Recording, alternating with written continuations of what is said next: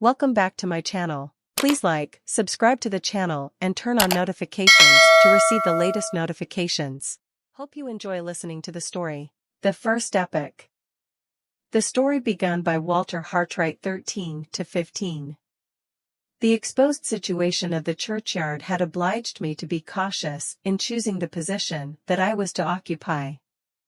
The main entrance to the church was on the side next to the burial ground, and the door was screened by a porch walled in on either side. After some little hesitation, caused by natural reluctance to conceal myself, indispensable as that concealment was to the object in view, I had resolved on entering the porch. A loophole window was pierced in each of its side walls. Through one of these windows I could see Mrs. Fairley's grave. The other looked towards the stone quarry in which the sexton's cottage was built.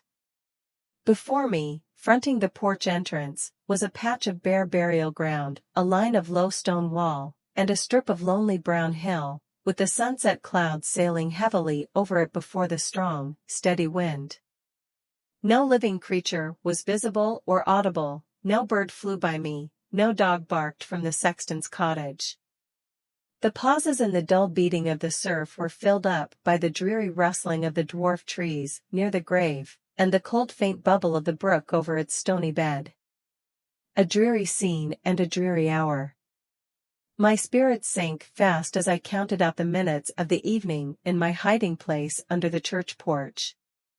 It was not twilight yet, the light of the setting sun still lingered in the heavens, and little more than the first half-hour of my solitary watch had elapsed, when I heard footsteps and a voice. The footsteps were approaching from the other side of the church, and the voice was a woman's. "Don't you fret, my dear, about the letter," said the voice. "I gave it to the lad, quite safe, and the lad, he took it from me without a word. He went his way and I went mine, and not a living soul followed me afterwards, that I'll warrant." These words strung up my attention to a pitch of expectation that was almost painful. There was a pause of silence, but the footsteps still advanced. In another moment 2 persons, both women, passed within my range of view from the porch window. They were walking straight towards the grave, and therefore they had their backs turned towards me. One of the women was dressed in a bonnet and shawl. The other wore a long traveling cloak of a dark blue color, with the hood drawn over her head. A few inches of her gown were visible below the cloak. My heart beat fast as I noted the color. It was white. After advancing about halfway between the church and the grave they stopped, and the woman in the cloak turned her head towards her companion. But her side face, which a bonnet might now have allowed me to see, was hidden by the heavy, projecting edge of the hood. "Mind you keep that comfortable warm cloak on," said the same voice which I had already heard, the voice of the woman in the shawl. "Mrs. Todd is right about your looking too particular, yesterday, all in white. I'll walk about a little while you're here, churchyards being not at all in my way, whatever they may be in yours. Finish what you want to do, before I come back, and let us be sure and get home again, before night." With those words she turned about, and retracing her steps, advanced with her face towards me. It was the face of an elderly woman, brown, rugged, and healthy, with nothing dishonest or suspicious in the look of it. Close to the church, she stopped to pull her shawl closer round her. "Queer," she said to herself, "always queer, with her whims and her ways, ever since I can remember her. Harmless, though, as harmless, poor soul, as a little child." She sighed, looked about the burial ground nervously, shook her head, as if the dreary prospect by no means pleased her, and disappeared round the corner of the church. I doubted for a moment whether I ought to follow and speak to her or not. My intense anxiety to find myself face to face with her companion helped me to decide in the negative. I could ensure seeing the woman in the shawl by waiting near the churchyard until she came back, although it seemed more than doubtful whether she could give me the information of which I was in search. The person who had delivered the letter was of little consequence. The person who had written it was the one center of interest, and the one source of information, and that person I now felt convinced was before me in the churchyard. While these ideas were passing through my mind, I saw the woman in the cloak approach close to the grave, and stand looking at it for a little while. She then glanced all round her, and taking a white linen cloth or handkerchief from under her cloak, turned aside towards the brook. The little stream ran into the churchyard under a tiny archway in the bottom of the wall, and ran out again, after a winding course of a few dozen yards, under a similar opening. She dipped the cloth in the water, and returned to the grave. I saw her kiss the white cross, then kneel down before the inscription, and apply her wet cloth to the cleansing of it. After considering how I could show myself with the least possible chance of frightening her, I resolved to cross the wall before me, to skirt round it outside, and to enter the churchyard again by the stile near the grave, in order that she might see me as I approached. She was so absorbed over her employment that she did not hear me coming until I had stepped over the stile. Then she looked up, started to her feet with a faint cry, and stood facing me in speechless and motionless terror. "Don't be frightened," I said. "Surely you remember me?" I stopped while I spoke, then advanced a few steps gently, then stopped again, and so approached by little and little till I was close to her. If there had been any doubt still left in my mind, it must have been now set at rest. There, speaking affrightedly for itself, there was the same face confronting me over Mrs. Fairley's grave which had first looked into mine on the high road by night. "You remember me?" I said. "We met very late, and I helped you to find the way to London. Surely you have not forgotten that?" Her features relaxed, and she drew a heavy breath of relief. I saw the new life of recognition stirring slowly under the death-like stillness which fear had set on her face. "Don't attempt to speak to me just yet," I went on. "Take time to recover yourself, take time to feel quite certain that I am a friend." "You are very kind to me," she murmured. "As kind now as you were then." She stopped, and I kept silence on my side. I was not granting time for composure to her only, I was gaining time also for myself.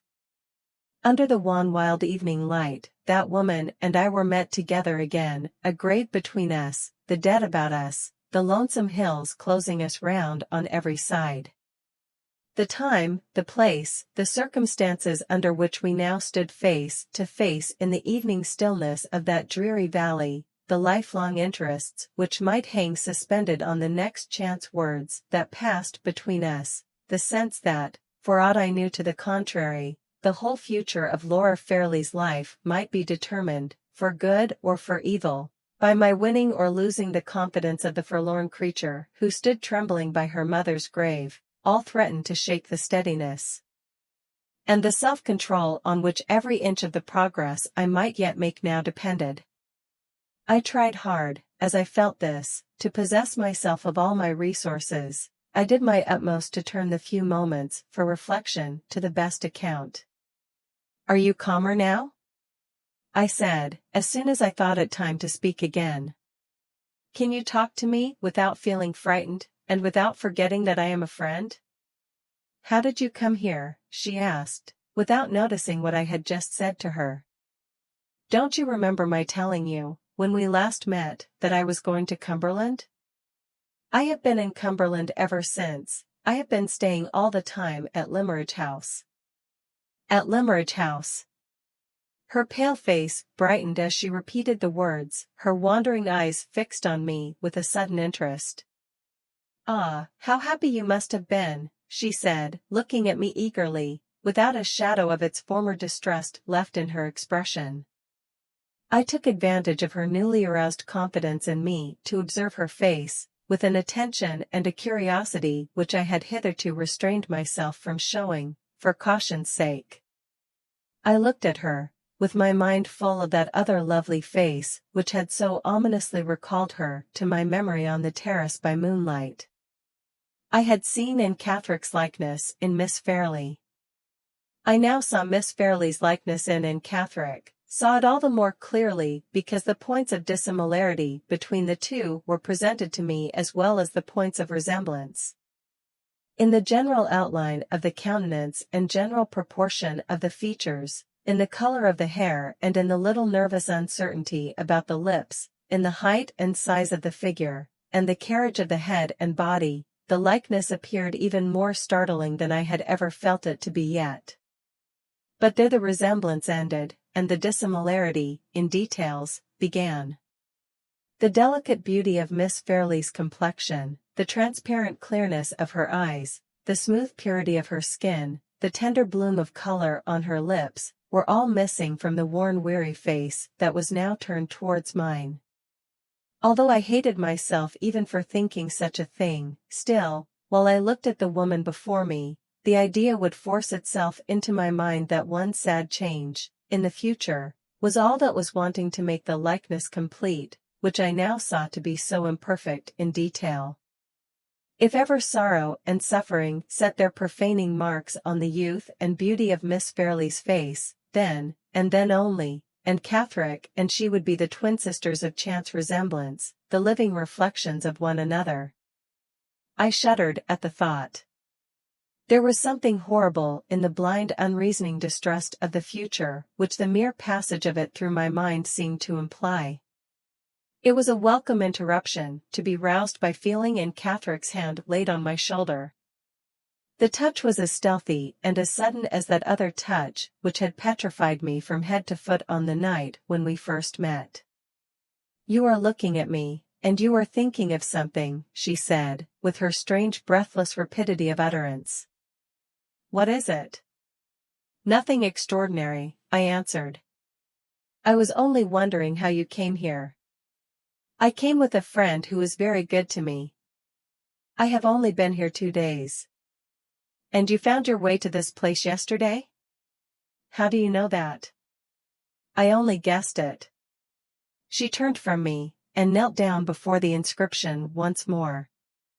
"Where should I go if not here?" she said. "The friend who was better than a mother to me is the only friend I have to visit at Limeridge. Oh, it makes my heart ache to see a stain on her tomb. It ought to be kept white as snow, for her sake. I was tempted to begin cleaning it yesterday, and I can't help coming back to go on with it today." "Is there anything wrong in that?" "I hope not. Surely nothing can be wrong that I do for Mrs. Fairley's sake?" The old grateful sense of her benefactress's kindness was evidently the ruling idea still in the poor creature's mind, the narrow mind which had but too plainly opened to no other lasting impression since that first impression of her younger and happier days. I saw that my best chance of winning her confidence lay in encouraging her to proceed with the artless employment which she had come into the burial ground to pursue. She resumed it at once, on my telling her she might do so, touching the hard marble as tenderly as if it had been a sentient thing, and whispering the words of the inscription to herself, over and over again, as if the lost days of her girlhood had returned and she was patiently learning her lesson once more at Mrs. Fairley's knees. "Should you wonder very much," I said, preparing the way as cautiously as I could for the questions that were to come, "if I own that it is a satisfaction to me, as well as a surprise, to see you here?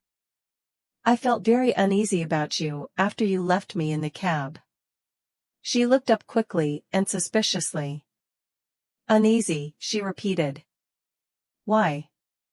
"A strange thing happened after we parted that night. 2 men overtook me in a chaise.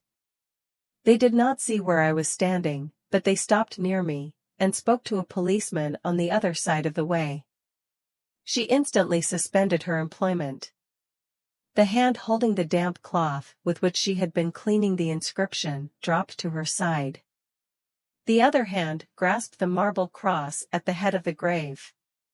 Her face turned towards me slowly, with the blank look of terror set rigidly on it once more. I went on at all hazards. It was too late now to draw back. "The 2 men spoke to the policeman," I said, and asked him if he had seen you. He had not seen you, and then one of the men spoke again, and said you had escaped from his asylum. She sprang to her feet as if my last words had set the pursuers on her track. Stop. And hear the end, I cried. Stop. And you shall know how I befriended you. A word from me would have told the men which way you had gone, and I never spoke that word. I helped your escape, I made it safe and certain. Think, try to think. Try to understand what I tell you. My manner seemed to influence her more than my words. She made an effort to grasp the new idea. Her hands shifted the damp cloth hesitatingly from one to the other, exactly as they had shifted the little traveling bag on the night when I first saw her. Slowly, the purpose of my words seemed to force its way through the confusion and agitation of her mind. Slowly her features relaxed, and her eyes looked at me with their expression gaining in curiosity what it was fast losing in fear. You don't think I ought to be back in the asylum, do you? She said. Certainly not. I am glad you escaped from it, I am glad I helped you. Yes, you did help me indeed, you helped me at the hard part, she went on a little vacantly. It was easy to escape, or I should not have got away. They never suspected me as they suspected the others. I was so quiet, and so obedient, and so easily frightened. The finding London was the hard part, and there you helped me. Did I thank you at the time? I thank you now very kindly. Was the asylum far from where you met me? Come. Show that you believe me to be your friend, and tell me where it was. She mentioned the place, a private asylum, as its situation informed me, a private asylum not very far from the spot where I had seen her, and then, with evident suspicion of the use to which I might put her answer, anxiously repeated her former inquiry, you don't think I ought to be taken back, do you? Once again, I am glad you escaped, I am glad you prospered well after you left me, I answered. You said you had a friend in London to go to. Did you find the friend? Yes. It was very late, but there was a girl up at needlework in the house, and she helped me to rouse Mrs. Clements. Mrs. Clements is my friend. A good, kind woman, but not like Mrs. Fairley. Ah no, nobody is like Mrs. Fairley. Is Mrs. Clements an old friend of yours? Have you known her a long time? Yes, she was a neighbor of ours once, at home, in Hampshire, and liked me, and took care of me when I was a little girl. Years ago, when she went away from us, she wrote down in my prayer book for me where she was going to live in London, and she said, if you are ever in trouble, Anne, come to me. I have no husband alive to say me nay, and no children to look after, and I will take care of you. Kind words, were they not? I suppose I remember them because they were kind. It's little enough I remember besides, little enough. Had you no father or mother to take care of you? Father, I never saw him, I never heard mother speak of him. Father? Ah, dear. He is dead, I suppose. And your mother? I don't get on well with her. We are a trouble and a fear to each other. A trouble and a fear to each other. At those words, the suspicion crossed my mind, for the first time, that her mother might be the person who had placed her under restraint. Don't ask me about mother, she went on. I'd rather talk of Mrs. Clements. Mrs. Clements is like you, she doesn't think that I ought to be back in the asylum, and she is as glad as you are that I escaped from it. She cried over my misfortune, and said it must be kept secret from everybody. Her misfortune. In what sense was she using that word? In a sense which might explain her motive in writing the anonymous letter. In a sense which might show it to be the too common and too customary motive that has led many a woman to interpose anonymous hindrances to the marriage of the man who has ruined her. I resolved to attempt the clearing up of this doubt before more words passed between us on either side. "What misfortune?" I asked. "The misfortune of my being shut up," she answered, with every appearance of feeling surprised at my question. What other misfortune could there be? I determined to persist, as delicately and forbearingly as possible. It was of very great importance that I should be absolutely sure of every step in the investigation which I now gained in advance. "There is another misfortune," I said, "to which a woman may be liable, and by which she may suffer lifelong sorrow and shame." "What is it?" she asked eagerly. "The misfortune of believing too innocently in her own virtue, and in the faith and honor of the man she loves," I answered. She looked up at me with the artless bewilderment of a child. Not the slightest confusion or change of color, not the faintest trace of any secret consciousness of shame struggling to the surface appeared in her face, that face which betrayed every other emotion with such transparent clearness. No words that ever were spoken could have assured me, as her look and manner now assured me, that the motive which I had assigned for her writing the letter and sending it to Miss Fairley was plainly and distinctly the wrong one. That doubt, at any rate, was now set at rest, but the very removal of it opened a new prospect of uncertainty. The letter, as I knew from positive testimony, pointed at Sir Percival Glyde, though it did not name him. She must have had some strong motive, originating in some deep sense of injury, for secretly denouncing him to Miss Fairley in such terms as she had employed, and that motive was unquestionably not to be traced to the loss of her innocence and her character. Whatever wrong he might have inflicted on her was not of that nature. Of what nature could it be? "I don't understand you," she said, after evidently trying hard, and trying in vain, to discover the meaning of the words I had last said to her. "Never mind," I answered. "Let us go on with what we were talking about. Tell me how long you stayed with Mrs. Clements in London, and how you came here." "How long?" she repeated.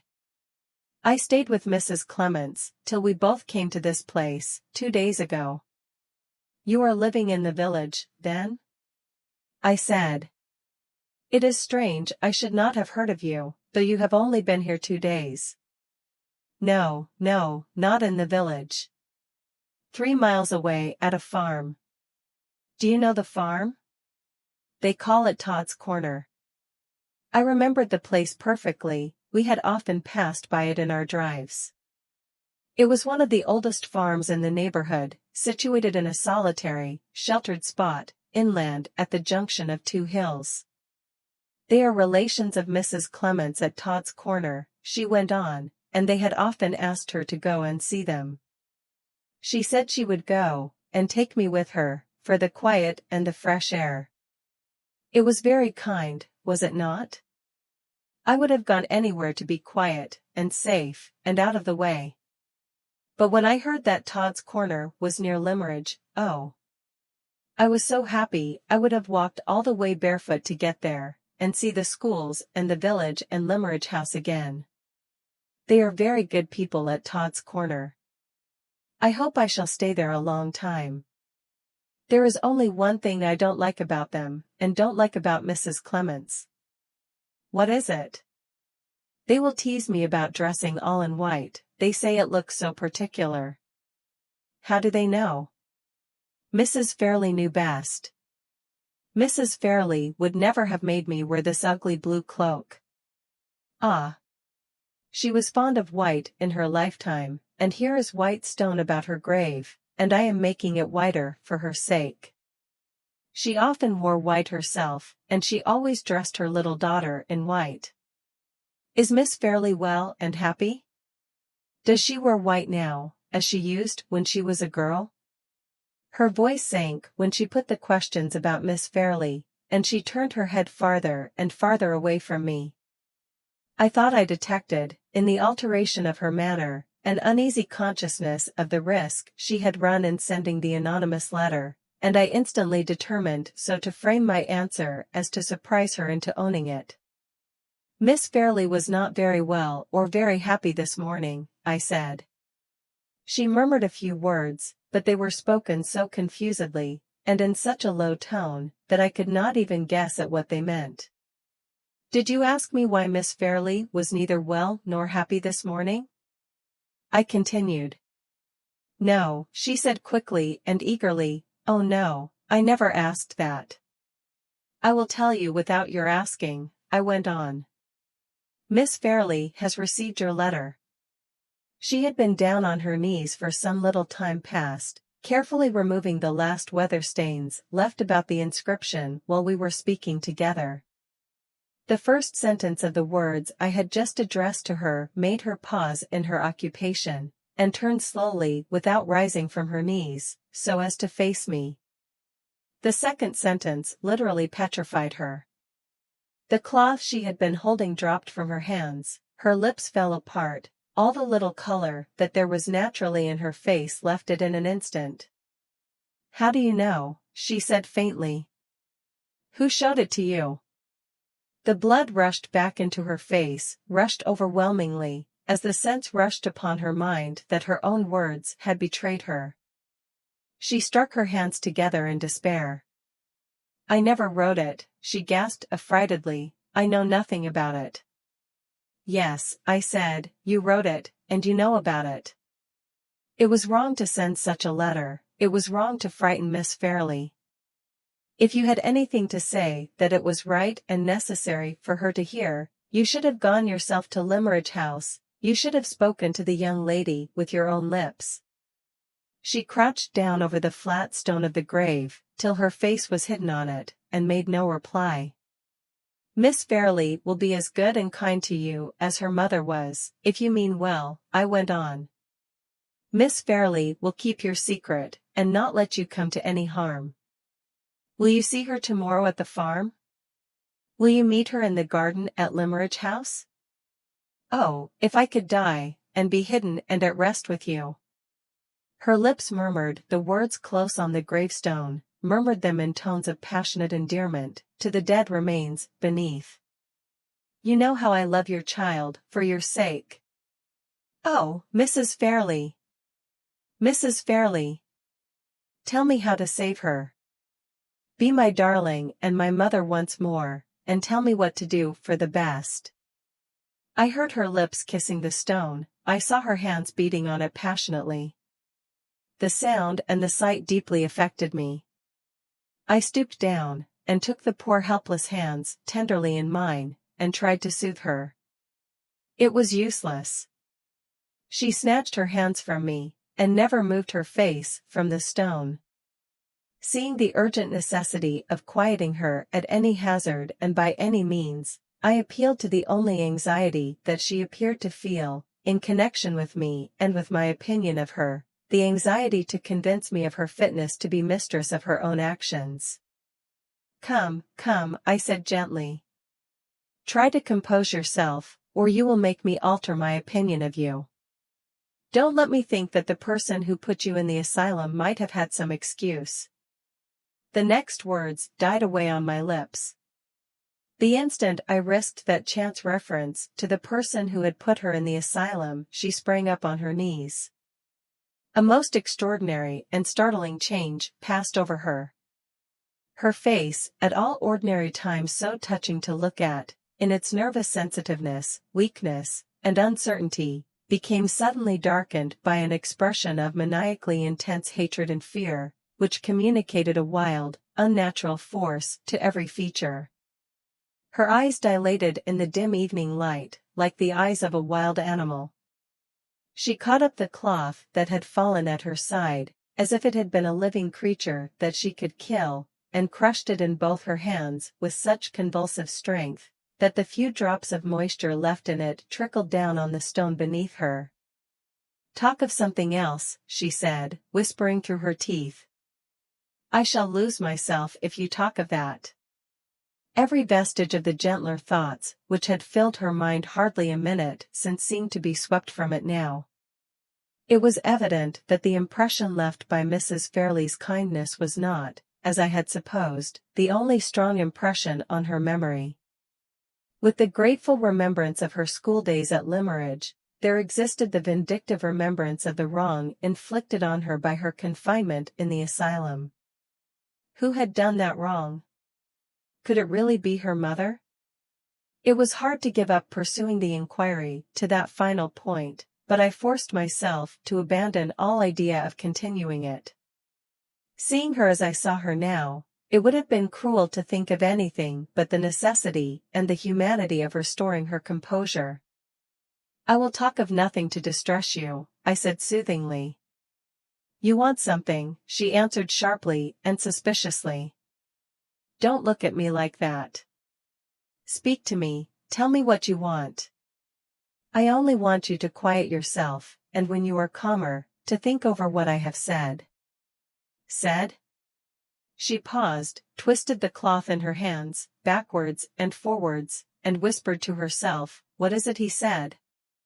She turned again towards me, and shook her head impatiently. "Why don't you help me?" she asked, with angry suddenness. "Yes, yes," I said, "I will help you, and you will soon remember. I ask you to see Miss Fairley tomorrow and to tell her the truth about the letter." "Ah! Miss Fairley, Fairley, Fairley." The mere utterance of the loved familiar name seemed to quiet her. Her face softened and grew like itself again. "You need have no fear of Miss Fairley," I continued, "and no fear of getting into trouble through the letter. She knows so much about it already, that you will have no difficulty in telling her all. There can be little necessity for concealment where there is hardly anything left to conceal. You mention no names in the letter, but Miss Fairley knows that the person you write of is Sir Percival Glyde." The instant I pronounced that name she started to her feet, and a scream burst from her that rang through the churchyard, and made my heart leap in me with the terror of it. The dark deformity of the expression which had just left her face lowered on it once more, with doubled and trebled intensity. The shriek at the name, the reiterated look of hatred and fear that instantly followed, told all. Not even a last doubt now remained. Her mother was guiltless of imprisoning her in the asylum. A man had shut her up, and that man was Sir Percival Glyde. The scream had reached other ears than mine. On one side I heard the door of the sexton's cottage open, on the other I heard the voice of her companion, the woman in the shawl, the woman whom she had spoken of as Mrs. Clements. "I'm coming! I'm coming!" cried the voice from behind the clump of dwarf trees. In a moment more Mrs. Clements hurried into view. "Who are you?" she cried, facing me resolutely as she set her foot on the stile. "How dare you frighten a poor helpless woman like that?" She was at Aunt Catherick's side, and had put one arm around her, before I could answer. "What is it, my dear?" she said. "What has he done to you?" "Nothing," the poor creature answered. "Nothing. I'm only frightened." Mrs. Clements turned on me with a fearless indignation, for which I respected her. "I should be heartily ashamed of myself if I deserved that angry look," I said. "But I do not deserve it. I have unfortunately startled her without intending it. This is not the first time she has seen me. Ask her yourself, and she will tell you that I am incapable of willingly harming her or any woman." I spoke distinctly, so that Aunt Catherick might hear and understand me, and I saw that the words and their meaning had reached her. "Yes, yes," she said, "he was good to me once, he helped me." She whispered the rest into her friend's ear. "Strange, indeed," said Mrs. Clements, with a look of perplexity. "It makes all the difference, though. I'm sorry I spoke so rough to you, sir, but you must own that appearances looked suspicious to a stranger. It's more my fault than yours, for humoring her whims, and letting her be alone in such a place as this. Come, my dear, come home now." I thought the good woman looked a little uneasy at the prospect of the walk back, and I offered to go with them until they were both within sight of home. Mrs. Clements thanked me civilly, and declined. She said they were sure to meet some of the farm laborers as soon as they got to the moor. Try to forgive me, I said, when Aunt Catherine took her friend's arm to go away. Innocent as I had been of any intention to terrify and agitate her, my heart smote me as I looked at the poor, pale, frightened face. I will try, she answered. But you know too much, I'm afraid you'll always frighten me now. Mrs. Clements glanced at me, and shook her head pityingly. Good night, sir, she said. You couldn't help it, I know, but I wish it was me you had frightened, and not her. They moved away a few steps. I thought they had left me, but Anne suddenly stopped, and separated herself from her friend. Wait a little, she said. I must say good-bye. She returned to the grave, rested both hands tenderly on the marble cross, and kissed it. I'm better now, she sighed, looking up at me quietly. I forgive you. She joined her companion again, and they left the burial ground. I saw them stop near the church and speak to the sexton's wife, who had come from the cottage, and had waited, watching us from a distance. Then they went on again up the path that led to the moor. I looked after Aunt Catherine as she disappeared, till all trace of her had faded in the twilight, looked as anxiously and sorrowfully as if that was the last I was to see in this weary world of the woman in white. Half an hour later I was back at the house, and was informing Miss Holcombe of all that had happened. She listened to me from beginning to end with a steady, silent attention, which, in a woman of her temperament and disposition, was the strongest proof that could be offered of the serious manner in which my narrative affected her. My mind misgives me, was all she said when I had done. My mind misgives me sadly about the future. The future may depend, I suggested, on the use we make of the present. It is not improbable that Aunt Catherine may speak more readily and unreservedly to a woman than she has spoken to me. If Miss Fairley— Not to be thought of for a moment, interposed Miss Holcombe, in her most decided manner. Let me suggest, then, I continued, that you should see Aunt Catherine yourself, and do all you can to win her confidence. For my own part, I shrink from the idea of alarming the poor creature a second time, as I have most unhappily alarmed her already. Do you see any objection to accompanying me to the farmhouse tomorrow? None whatever. I will go anywhere and do anything to serve Laura's interests. What did you say the place was called? You must know it well. It is called Todd's Corner. Certainly. Todd's Corner is one of Mr. Fairley's farms. Our dairymaid here is the farmer's second daughter. She goes backwards and forwards constantly between this house and her father's farm, and she may have heard or seen something which it may be useful to us to know. Shall I ascertain, at once, if the girl is downstairs? She rang the bell, and sent the servant with his message. He returned, and announced that the dairymaid was then at the farm. She had not been there for the last 3 days, and the housekeeper had given her leave to go home for an hour or two that evening. I can speak to her tomorrow, said Miss Holcombe, when the servant had left the room again. In the meantime, let me thoroughly understand the object to be gained by my interview with Aunt Catherine. Is there no doubt in your mind that the person who confined her in the asylum was Sir Percival Glyde? There is not the shadow of a doubt. The only mystery that remains is the mystery of his motive. Looking to the great difference between his station in life and hers, which seems to preclude all idea of the most distant relationship between them, it is of the last importance, even assuming that she really required to be placed under restraint, to know why he should have been the person to assume the serious responsibility of shutting her up. In a private asylum, I think you said? Yes, in a private asylum, where a sum of money, which no poor person could afford to give, must have been paid for her maintenance as a patient. I see where the doubt lies, Mr. Hartright, and I promise you that it shall be set at rest, whether Anne Catherick assists us tomorrow or not.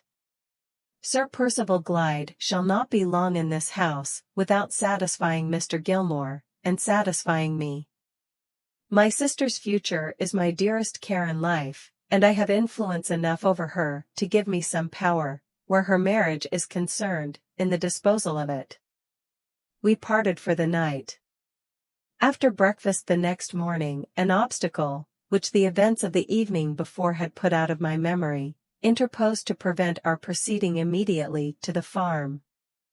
This was my last day at Limeridge House, and it was necessary, as soon as the post came in, to follow Miss Holcomb's advice, and to ask Mr. Fairlie's permission to shorten my engagement by a month, in consideration of an unforeseen necessity for my return to London. Fortunately for the probability of this excuse, so far as appearances were concerned, the post brought me 2 letters from London friends that morning. I took them away at once to my own room, and sent the servant with a message to Mr. Fairlie, requesting to know when I could see him on a matter of business. I awaited the man's return, free from the slightest feeling of anxiety about the manner in which his master might receive my application. With Mr. Fairlie's leave or without it, I must go. The consciousness of having now taken the first step on the dreary journey which was henceforth to separate my life from Miss Fairlie's seemed to have blunted my sensibility to every consideration connected with myself. I had done with my poor man's touchy pride, I had done with all my little artist vanities. No insolence of Mr. Fairlie's, if he chose to be insolent, could wound me now. The servant returned with a message, for which I was not unprepared. Mr. Fairlie regretted that the state of his health, on that particular morning, was such as to preclude all hope of his having the pleasure of receiving me. He begged, therefore, that I would accept his apologies, and kindly communicate what I had to say in the form of a letter. Similar messages to this had reached me, at various intervals, during my 3 months' residence in the house. Throughout the whole of that period Mr. Fairlie had been rejoiced to possess me, but had never been well enough to see me for a second time. The servant took every fresh batch of drawings that I mounted and restored back to his master with my respects, and returned empty-handed with Mr. Fairlie's kind compliments, best thanks, and sincere regrets that the state of his health still obliged him to remain a solitary prisoner in his own room. A more satisfactory arrangement to both sides could not possibly have been adopted. It would be hard to say which of us, under the circumstances, felt the most grateful sense of obligation to Mr. Fairlie's accommodating nerves. I sat down at once to write the letter, expressing myself in it as civilly, as clearly, and as briefly as possible. Mr. Fairlie did not hurry his reply. Nearly an hour elapsed before the answer was placed in my hands. It was written with beautiful regularity and neatness of character, in violet-colored ink, on notepaper as smooth as ivory and almost as thick as cardboard, and it addressed me in these terms. Mr. Fairlie's compliments to Mr. Hartright. Mr. Fairlie is more surprised and disappointed than he can say, in the present state of his health, by Mr. Hartright's application. Mr. Fairlie is not a man of business, but he has consulted his steward, who is, and that person confirms Mr. Fairlie's opinion that Mr. Hartright's request to be allowed to break his engagement cannot be justified by any necessity whatever, excepting perhaps a case of life and death. If the highly appreciative feeling towards art and its professors, which it is the consolation and happiness of Mr. Fairlie's suffering existence to cultivate, could be easily shaken, Mr. Hartright's present proceeding would have shaken it. It has not done so, except in the instance of Mr. Hartright himself. Having stated his opinion, so far, that is to say, as acute nervous suffering will allow him to state anything, Mr. Fairlie has nothing to add but the expression of his decision, in reference to the highly irregular application that has been made to him. Perfect repose of body and mind being to the last degree important in his case, Mr. Fairley will not suffer Mr. Hartright to disturb that repose by remaining in the house under circumstances of an essentially irritating nature to both sides. Accordingly, Mr. Fairley waives his right of refusal, purely with a view to the preservation of his own tranquility, and informs Mr. Hartright that he may go. I folded the letter up, and put it away with my other papers. The time had been when I should have resented it as an insult. I accepted it now as a written release from my engagement. It was off my mind, it was almost out of my memory, when I went downstairs to the breakfast room, and informed Miss Holcombe that I was ready to walk with her to the farm. "Has Mr. Fairley given you a satisfactory answer?" she asked as we left the house. "He has allowed me to go, Miss Holcombe." She looked up at me quickly, and then, for the first time since I had known her, took my arm of her own accord. No words could have expressed so delicately that she understood how the permission to leave my employment had been granted, and that she gave me her sympathy, not as my superior, but as my friend. I had not felt the man's insolent letter, but I felt deeply the woman's atoning kindness. On our way to the farm, we arranged that Miss Holcombe was to enter the house alone, and that I was to wait outside, within call. We adopted this mode of proceeding from an apprehension that my presence, after what had happened in the churchyard the evening before, might have the effect of renewing Aunt Catherick's nervous dread, and of rendering her additionally distrustful of the advances of a lady who was a stranger to her.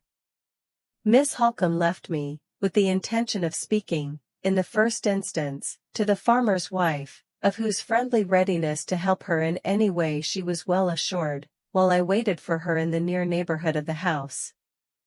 I had fully expected to be left alone for some time. To my surprise, however, little more than 5 minutes had elapsed before Miss Holcombe returned. "Does Aunt Catherick refuse to see you?" I asked in astonishment. "Aunt Catherick is gone," replied Miss Holcombe. "Gone?" "Gone with Mrs. Clements. They both left the farm at 8 o'clock this morning." I could say nothing, I could only feel that our last chance of discovery had gone with them. "All that Mrs. Todd knows about her guests, I know," Miss Holcombe went on, "and it leaves me, as it leaves her, in the dark. They both came back safe last night, after they left you, and they passed the first part of the evening with Mr. Todd's family as usual. Just before supper time, however, Aunt Catherick startled them all by being suddenly seized with faintness. She had had a similar attack, of a less alarming kind, on the day she arrived at the farm, and Mrs. Todd had connected it, on that occasion, with something she was reading at the time in our local newspaper, which lay on the farm table, and which she had taken up only a minute or two before. "Does Mrs. Todd know what particular passage in the newspaper affected her in that way?" I inquired. "No," replied Miss Holcombe. She had looked it over, and had seen nothing in it to agitate anyone. I asked leave, however, to look it over in my turn, and at the very first page I opened I found that the editor had enriched his small stock of news by drawing upon our family affairs, and had published my sister's marriage engagement, among his other announcements, copied from the London papers, of marriages in high life. I concluded at once that this was the paragraph which had so strangely affected Aunt Catherick, and I thought I saw in it, also, the origin of the letter which she sent to our house the next day. There can be no doubt in either case. But what did you hear about her second attack of faintness yesterday evening? Nothing. The cause of it is a complete mystery. There was no stranger in the room. The only visitor was our dairymaid, who, as I told you, is one of Mr. Todd's daughters, and the only conversation was the usual gossip about local affairs. They heard her cry out, and saw her turn deadly pale, without the slightest apparent reason. Mrs. Todd and Mrs. Clements took her upstairs, and Mrs. Clements remained with her. They were heard talking together until long after the usual bedtime, and early this morning Mrs. Clements took Mrs. Todd aside, and amazed her beyond all power of expression by saying that they must go. The only explanation Mrs. Todd could extract from her guest was that something had happened, which was not the fault of anyone at the farmhouse, but which was serious enough to make Aunt Catherine resolve to leave Limmeridge immediately. It was quite useless to press Mrs. Clements to be more explicit. She only shook her head, and said that, for Aunt's sake, she must beg and pray that no one would question her. All she could repeat, with every appearance of being seriously agitated herself, was that Anne must go, that she must go with her, and that the destination to which they might both betake themselves must be kept a secret from everybody. I spare you the recital of Mrs. Todd's hospitable remonstrances and refusals. It ended in her driving them both to the nearest station, more than 3 hours since. She tried hard on the way to get them to speak more plainly, but without success, and she set them down outside the station door, so hurt and offended by the unceremonious abruptness of their departure and their unfriendly reluctance to place the least confidence in her, that she drove away in anger, without so much as stopping to bid them good-bye. That is exactly what has taken place. Search your own memory, Mr. Hartright, and tell me if anything happened in the burial ground yesterday evening which can at all account for the extraordinary departure of those two women this morning. I should like to account first, Miss Holcombe, for the sudden change in Aunt Catherine which alarmed them at the farmhouse, hours after she and I had parted, and when time enough had elapsed to quiet any violent agitation that I might have been unfortunate enough to cause. Did you inquire particularly about the gossip which was going on in the room when she turned faint? Yes. But Mrs. Todd's household affairs seemed to have divided her attention that evening with the talk in the farmhouse parlor. She could only tell me that it was just the news, meaning, I suppose, that they all talked as usual about each other. The dairymaid's memory may be better than her mother's, I said. It may be as well for you to speak to the girl, Miss Holcombe, as soon as we get back. My suggestion was acted on the moment we returned to the house.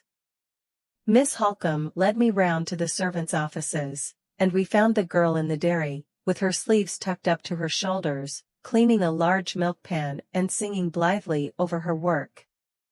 I have brought this gentleman to see your dairy, Hannah, said Miss Holcombe. It is one of the sights of the house, and it always does you credit. The girl blushed and curtsied, and said shyly that she hoped she always did her best to keep things neat and clean. We have just come from your father's, Miss Holcombe continued. You were there yesterday evening, I hear, and you found visitors at the house? Yes, miss.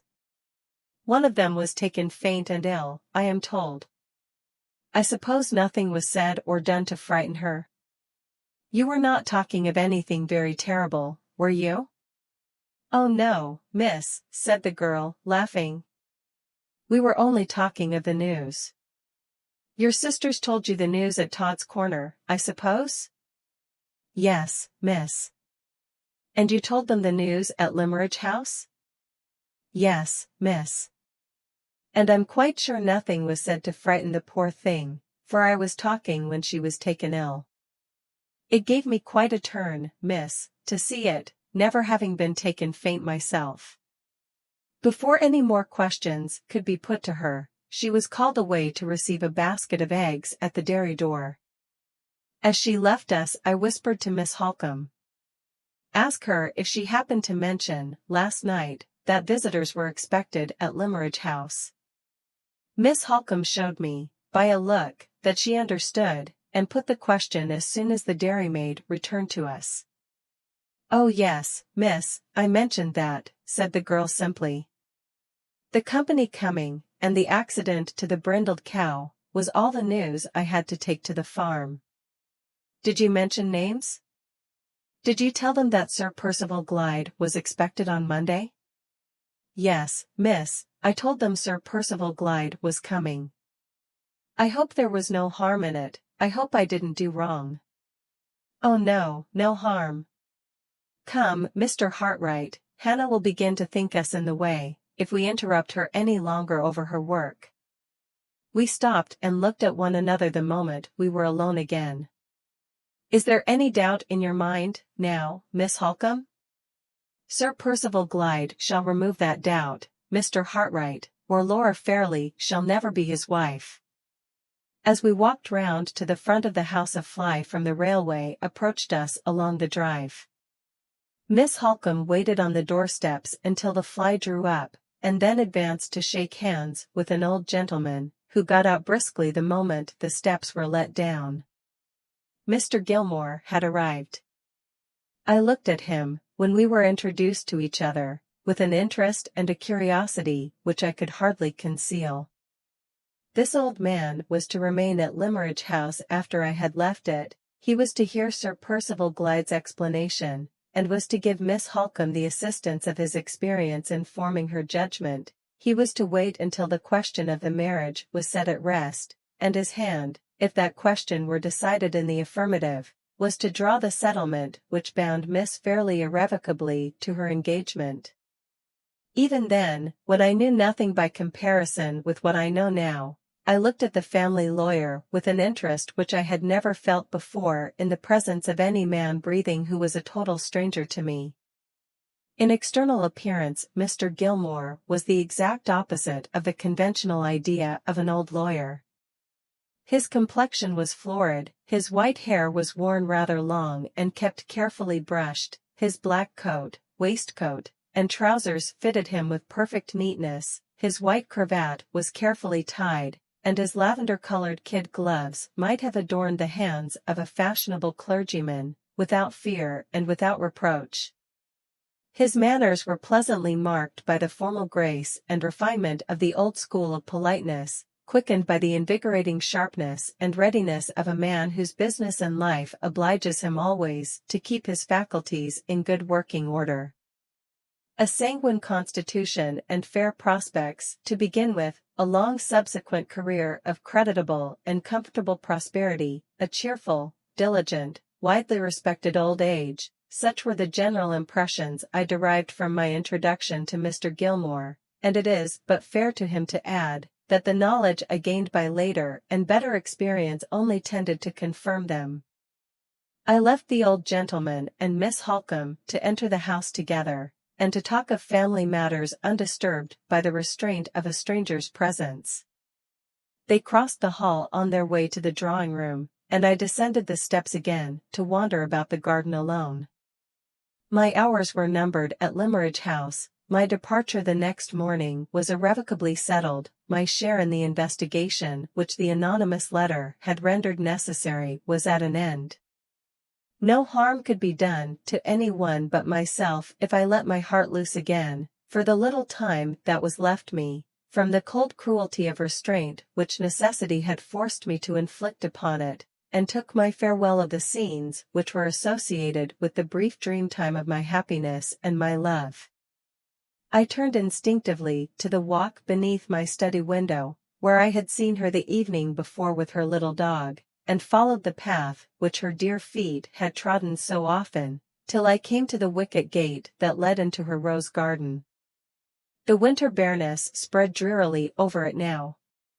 The flowers that she had taught me to distinguish by their names, the flowers that I had taught her to paint from, were gone, and the tiny white paths that led between the beds were damp and green already. I went on to the avenue of trees, where we had breathed together the warm fragrance of August evenings, where we had admired together the myriad combinations of shade and sunlight that dappled the ground at our feet. The leaves fell about me from the groaning branches, and the earthy decay in the atmosphere chilled me to the bones. A little farther on, and I was out of the grounds, and following the lane that wound gently upward to the nearest hills. The old felled tree by the wayside, on which we had sat to rest, was sodden with rain, and the tuft of ferns and grasses which I had drawn for her, nestling under the rough stone wall in front of us, had turned to a pool of water, stagnating round an island of draggled weeds.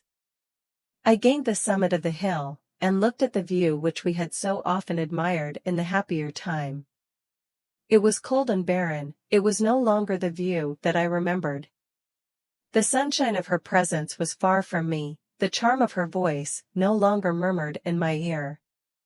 She had talked to me, on the spot from which I now looked down, of her father, who was her last surviving parent, had told me how fond of each other they had been, and how sadly she missed him still when she entered certain rooms in the house, and when she took up forgotten occupations and amusements with which he had been associated.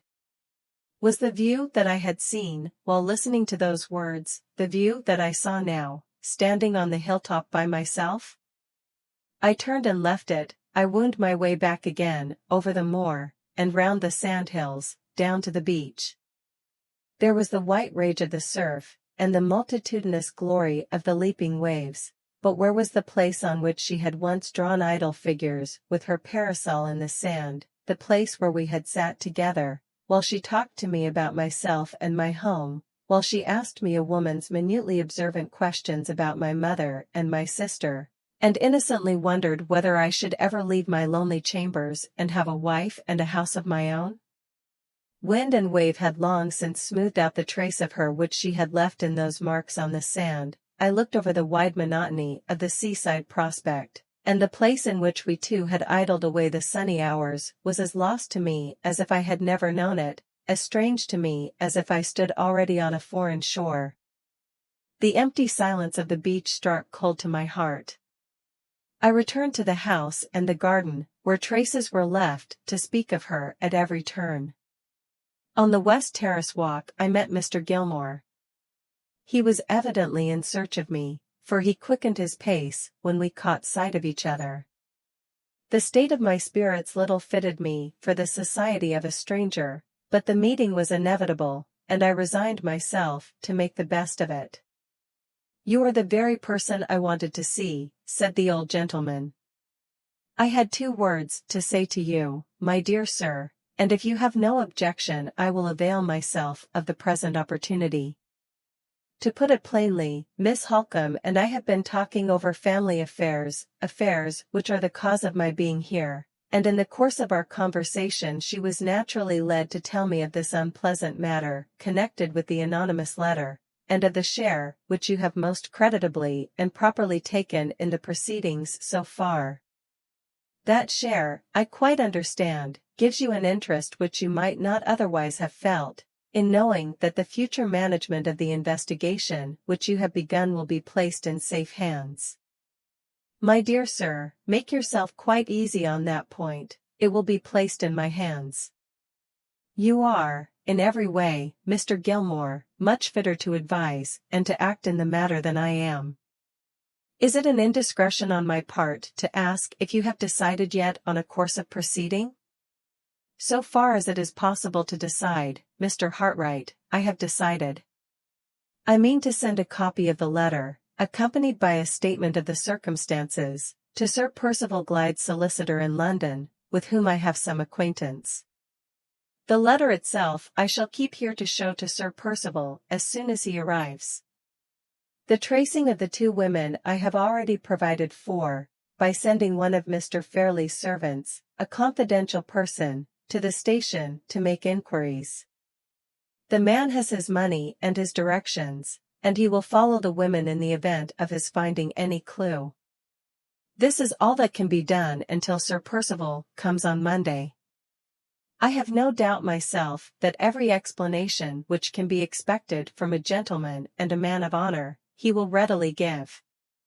Sir Percival stands very high, sir, an eminent position, a reputation above suspicion. I feel quite easy about results, quite easy, I am rejoiced to assure you. Things of this sort happen constantly in my experience. Anonymous letters, unfortunate woman, sad state of society. I don't deny that there are peculiar complications in this case, but the case itself is, most unhappily, common. I am afraid, Mr. Gilmore, I have the misfortune to differ from you in the view I take of the case. Just so, my dear sir, just so. I am an old man, and I take the practical view.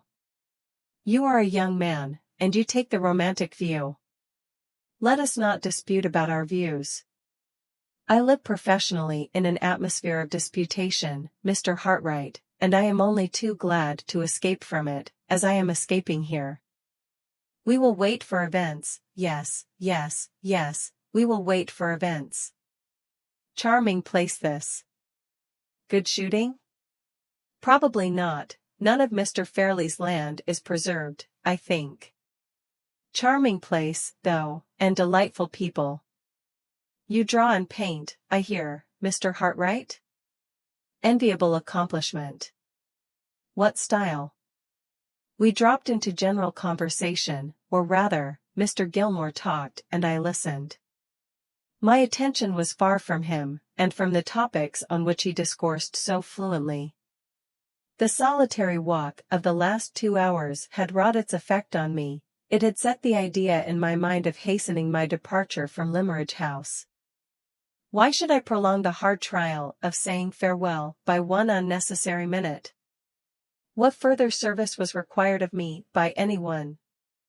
There was no useful purpose to be served by my stay in Cumberland. There was no restriction of time in the permission to leave which my employer had granted to me.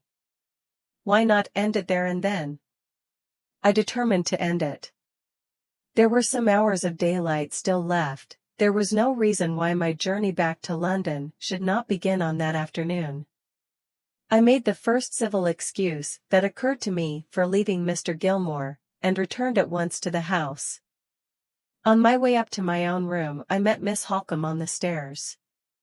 She saw, by the hurry of my movements and the change in my manner, that I had some new purpose in view, and asked what had happened.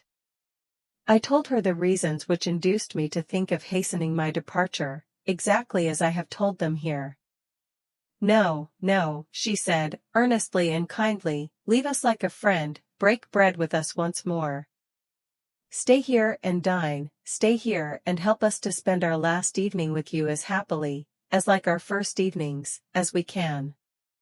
It is my invitation, Mrs. Vesey's invitation. She hesitated a little, and then added, Laura's invitation as well. I promised to remain. God knows I had no wish to leave even the shadow of a sorrowful impression with any one of them. My own room was the best place for me till the dinner bell rang. I waited there till it was time to go downstairs. I had not spoken to Miss Fairley, I had not even seen her, all that day. The first meeting with her, when I entered the drawing-room, was a hard trial to her self-control and to mine. She, too, had done her best to make our last evening renew the golden bygone time, the time that could never come again. She had put on the dress which I used to admire more than any other that she possessed, a dark blue silk, trimmed quaintly and prettily with old-fashioned lace. She came forward to meet me with her former readiness. She gave me her hand with the frank, innocent goodwill of happier days.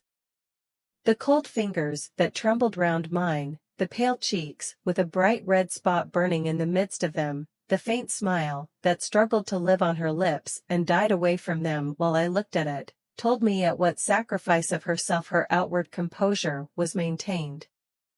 My heart could take her no closer to me, or I should have loved her then as I had never loved her yet. Mr. Gilmore was a great assistance to us. He was in high good humor, and he led the conversation with unflagging spirit.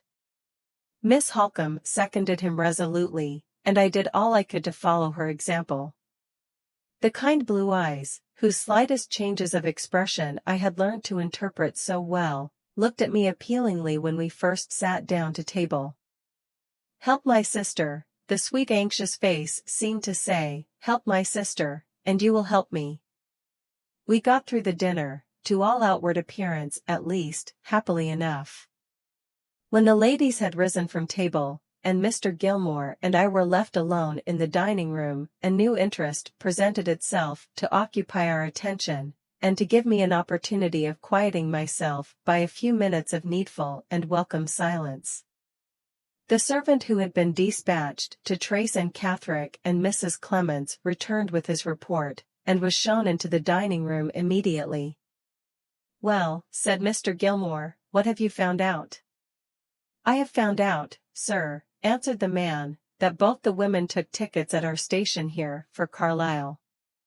"You went to Carlisle, of course, when you heard that?"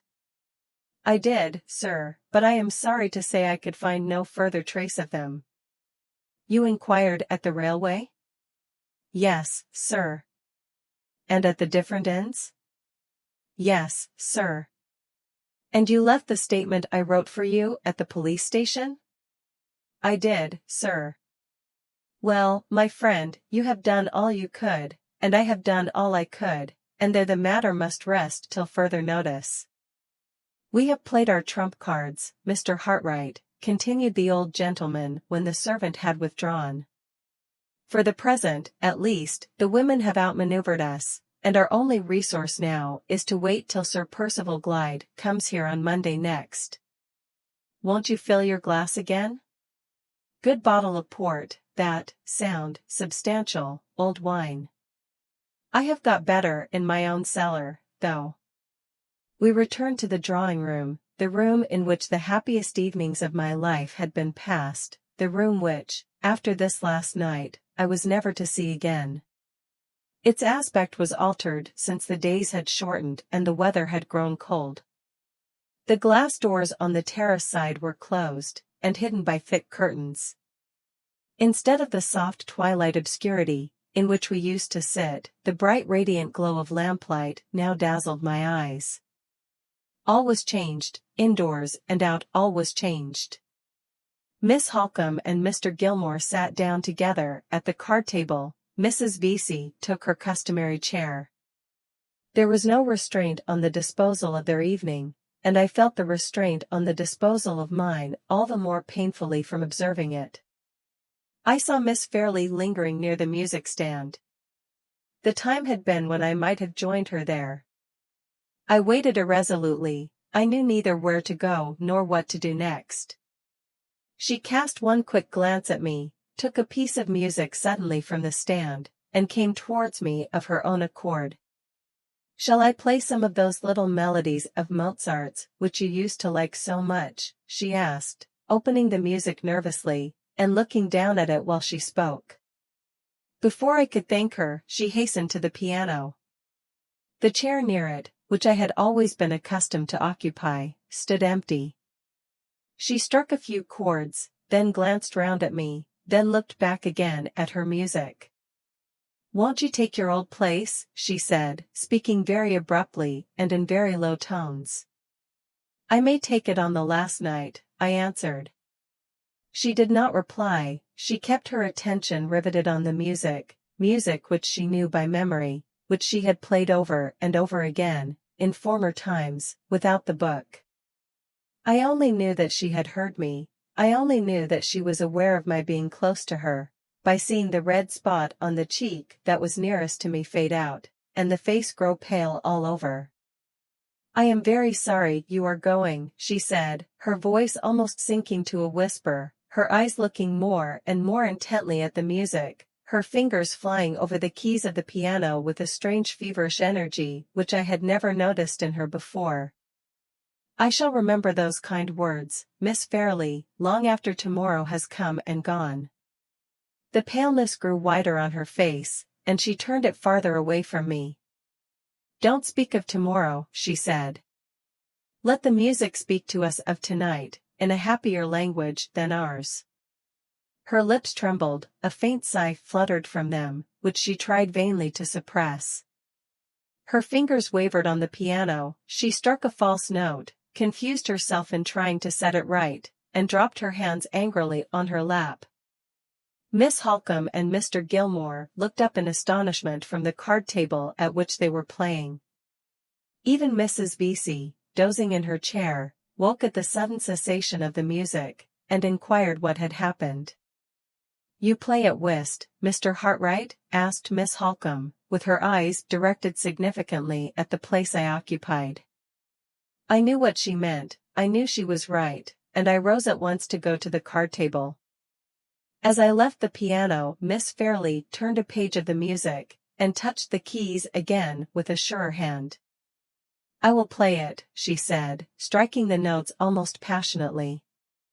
I will play it on the last night.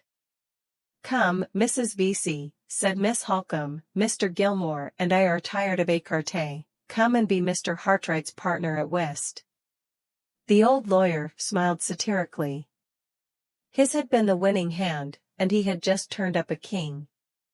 He evidently attributed Miss Holcombe's abrupt change in the card table arrangements to a lady's inability to play the losing game. The rest of the evening passed without a word or a look from her. She kept her place at the piano, and I kept mine at the card table. She played unintermittingly, played as if the music was her only refuge from herself. Sometimes her fingers touched the notes with a lingering fondness, a soft, plaintive, dying tenderness, unutterably beautiful and mournful to hear. Sometimes they faltered and failed her, or hurried over the instrument mechanically, as if their task was a burden to them. But still, change and waver as they might in the expression they imparted to the music, their resolution to play never faltered.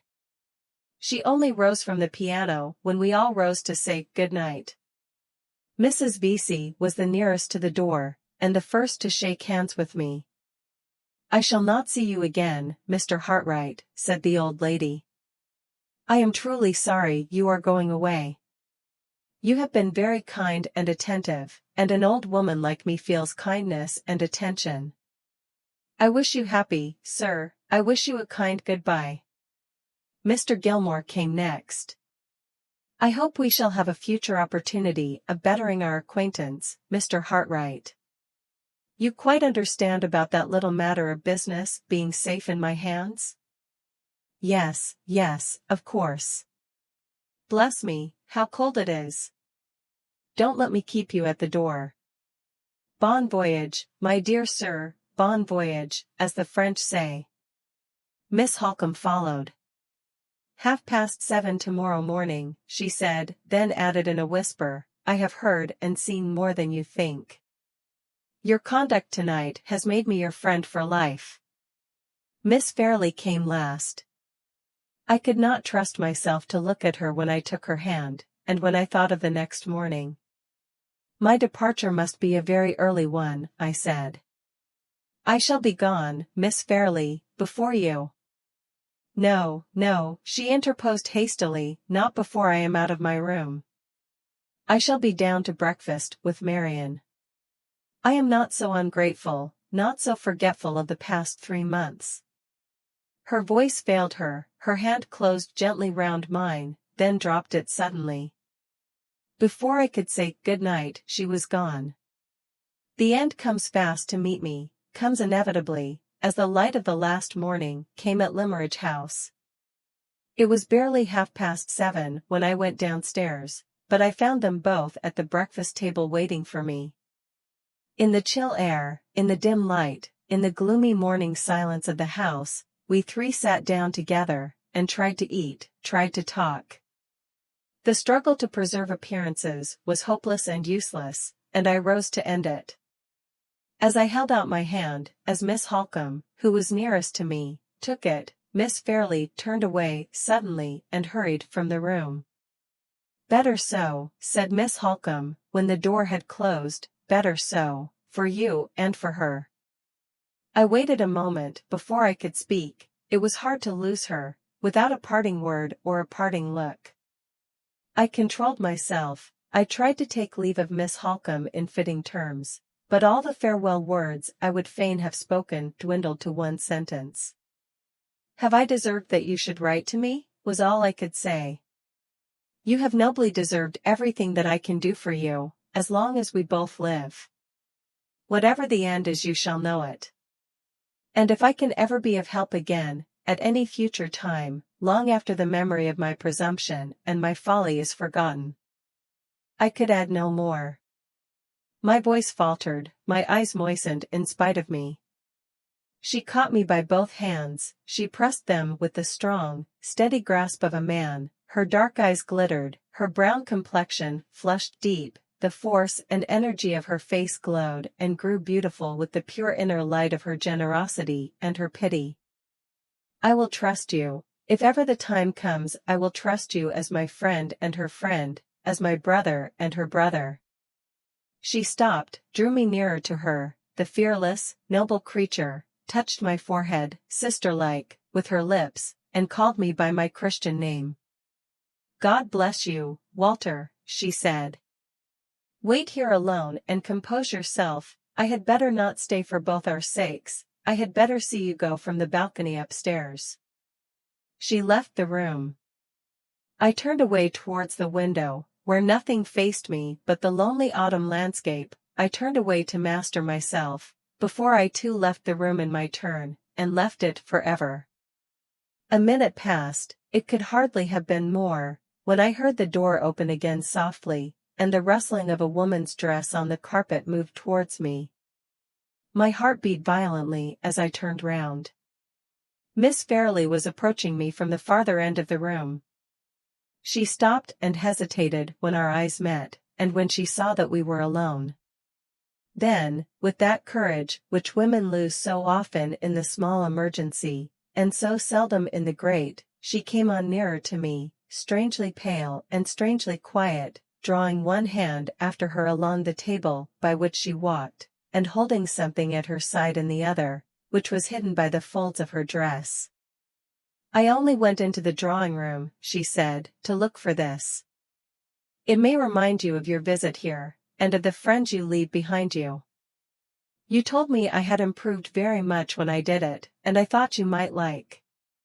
She turned her head away, and offered me a little sketch, drawn throughout by her own pencil, of the summer house in which we had first met. The paper trembled in her hand as she held it out to me, trembled in mine as I took it from her. I was afraid to say what I felt. I only answered, "It shall never leave me, all my life long it shall be the treasure that I prize most. I am very grateful for it, very grateful to you, for not letting me go away without bidding you goodbye." "Oh," she said innocently, "how could I let you go, after we have passed so many happy days together?" "Those days may never return, Miss Fairley. My way of life and yours are very far apart. But if a time should come, when the devotion of my whole heart and soul and strength will give you a moment's happiness, or spare you a moment's sorrow, will you try to remember the poor drawing master who has taught you? Miss Holcombe has promised to trust me, will you promise too?" The farewell sadness in the kind blue eyes shone dimly through her gathering tears. "I promise it," she said in broken tones. "Oh, don't look at me like that. I promise it with all my heart." I ventured a little nearer to her, and held out my hand. "You have many friends who love you, Miss Fairley. Your happy future is the dear object of many hopes. May I say, at parting, that it is the dear object of my hopes too?" The tears flowed fast down her cheeks. She rested one trembling hand on the table, to steady herself, while she gave me the other. I took it in mine, I held it fast. My head drooped over it, my tears fell on it, my lips pressed it, not in love, oh, not in love, at that last moment, but in the agony and the self-abandonment of despair. "For God's sake, leave me," she said faintly. The confession of her heart's secret burst from her in those pleading words. I had no right to hear them, no right to answer them. They were the words that banished me, in the name of her sacred weakness, from the room. It was all over. I dropped her hand, I said no more. The blinding tears shut her out from my eyes, and I dashed them away to look at her for the last time. One look as she sank into a chair, as her arms fell on the table, as her fair head dropped on them wearily. One farewell look, and the door had closed upon her. The great gulf of separation had opened between us. The image of Laura Fairley was a memory of the past already. The end of Hartright's narrative.